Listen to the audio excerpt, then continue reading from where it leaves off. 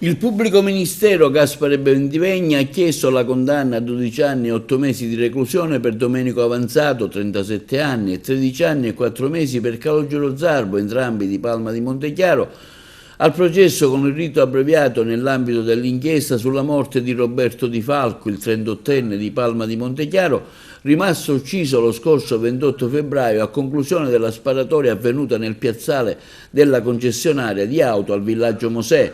Questo stralcio processuale riprenderà il 12 e il 27 giugno con le arringhe degli avvocati della difesa.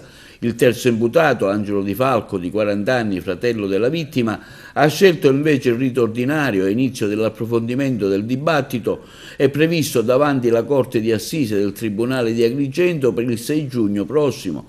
I legali di Angelo Di Falco volevano sentire in aula il titolare della concessionaria e i due figli che in quel momento erano presenti.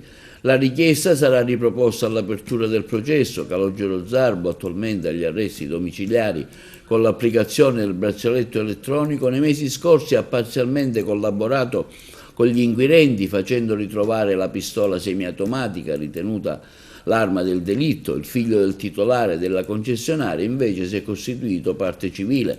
Gli imputati rispondono alle accuse di omicidio volontario. Secondo il magistrato della procura agrigentina fu la conseguenza di un omicidio per errore.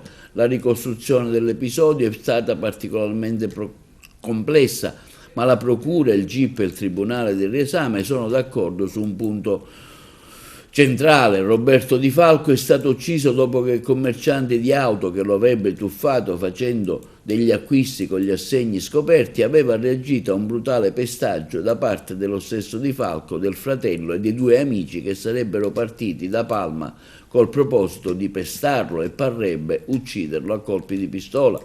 Il concessionario della vittima del pestaggio, quando avrebbe visto spuntare la pistola con la mossa fulminea, l'avrebbe spostata deviando il colpo sull'addome di Roberto Di Falco.